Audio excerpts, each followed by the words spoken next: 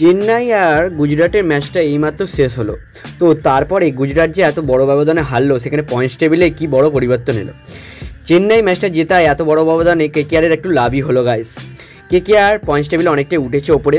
চেন্নাই গুজরাট ম্যাচটার পর Kolkata night রাইডার্সে points টেবিলে কী পরিবর্তন হলো আর কেকেআরের কী লাভ হলো।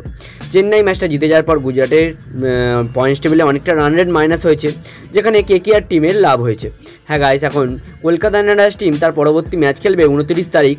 আর সেখানে তো কলকাতা নাইট রাইডার্স কত নম্বরে থাকছে এবছর। হ্যাঁ গাইস, এই ম্যাচটার আগে এখন কেকেআরে কী লাভটা হলো। হ্যাঁ গাইস, পয়েন্টস টেবিলে একটা লাভ মারলো কেকেআর দল। কেন তোমরা জানো, গুজরাট টিম এখন আগের ম্যাচটা জিতে কেকেআরকে নামিয়ে দিয়েছিল নিচে, কিন্তু এখন গুজরাট টিম অনেক বড় ব্যবধানে হারলো চেন্নাই সুপার কিংসের কাছে। তো চেন্নাই সুপার কিংসের কাছে যদি এত বড় ব্যবধানে হারার পর এখন কলকাতা নাইট রাইডার্স চলে গেল 3 নম্বর পজিশানে। হ্যাঁ গাইস, 3 নম্বর পজিশানে কেকেআর চলে গেল, 4 নম্বর পজিশান থেকে 3 নম্বর পজিশানে চলে গেল।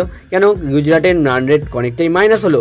তো এই রান রেট মাইনাস হওয়ার কারণে কেকেআর চলে গেল 3 নম্বর পজিশানে। তো কেকেআর ব্যাঙ্গালোরের বিরুদ্ধে কি ম্যাচটা জিততে পারবে? আজকে চেন্নাই ম্যাচটা জিতে কেকেআর অনেকটাই সুবিধা করেছে। তো এই পরবর্তী ম্যাচ হচ্ছে ব্যাঙ্গালোর টিমের সাথে। তো ব্যাঙ্গালোর টিমের সাথে কি এই কলকাতা নাইট রাইডার্স ম্যাচটা জিততে পারবে, সেটা অবশ্যই তোমরা কমেন্টে জানাতে ভুলবে না। আর কলকাতা নাইট রাইডার্স এখন স্ট্র্যাটেজি কী নিয়ে চলছে। হ্যাঁ গাইস, ব্যাঙ্গালোরের মাঠে ব্যাঙ্গালোরকে হারানোর জন্য মিচেল স্টার্ক এখন কোমর কষে নিয়েছে। তো মিচেল স্টার্ক আর ব্যাঙ্গালোরের বিরুদ্ধে যে আগে যে তোমরা জানো ব্যাঙ্গালোরে খেলতো মিচেল স্টার্ক, তো এখন সেই হিসাবেই এখন প্রিপারেশন নিচ্ছে কলকাতা নাইট রাইডার্স। এই স্টার্কের পরিবর্তনে কাউকে কি নামানোর কোনো সুযোগ ছিল? তো না গাইস, কোনো সুযোগ ছিল না। আজকের ম্যাচটা চেন্নাই জিতে কেকেআরের রাস্তাটা অনেকটাই শুরুয়াত করে দিল। আজকের ম্যাচটা খুব ইম্পর্টেন্ট ছিল কেকেআরের জন্য। কেন, যদি কেকেআর গুজরাট জিততো তাহলে গুজরাট ওপরেই থাকতো, কেকেআর নিচে নামতো না। তো এইরকম ছোটো ছোটো খুঁটিনাটি নিউজগুলো জানতে হলে অবশ্যই চ্যানেলটা সাবস্ক্রাইব করবে। আমরা রোজের পয়েন্টস টেবিল আপডেট করি।